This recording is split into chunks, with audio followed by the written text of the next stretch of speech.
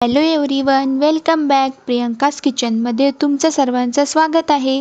आज आपण सर्वांच्या आवडीचा केक बनवणार आहे. चला तर मग सर्वप्रथम 2 वाटी मैदा, 1 वाटी बारीक पिठी साखर, 1 चम्मच बेकिंग पावडर, 2 चम्मच कोको पावडर, 1 वाटी मिल्क पावडर हे सर्व सामग्री मिक्स करून ती 3 वेळा बारीक गाळणीने गाळून घ्यावी व नंतर अर्धा चमचा सोडा व चिमूटभर मीठ टाकून ते मिक्स करावे.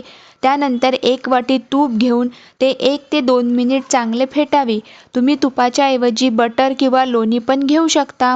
ते तूप फेटल्यानंतर त्यामध्ये थोडं दूध टाकून परत फेटून त्यामध्ये गाळलेला मैदा ते सर्व थोडं थोडं टाकून फेटावे. थोडं दूध व थोडा मैदा अशा प्रकारे टाकून सर्व फेटून घ्यावे. या सगळ्याला 1 वाटी दूध घ्यावे.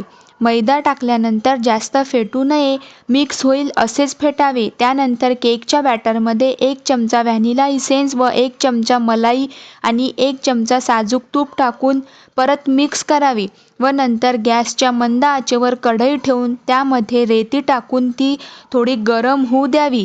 गॅसची पॉवर कमी ठेवावी.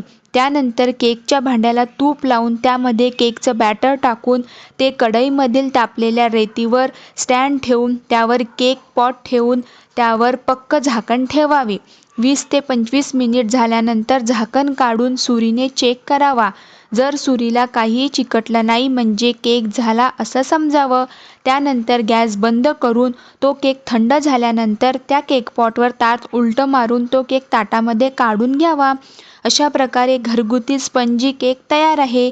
आणि तुम्हाला केकमध्ये टाकलेल्या सामानाची मेजरमेंट पाहिजे असेल तर ते मी डिस्क्रिप्शन बॉक्समध्ये दिले आहे. जर तुम्हाला हा व्हिडिओ आवडला असेल तर लाईक अँड सबस्क्राईब नक्की करा. धन्यवाद.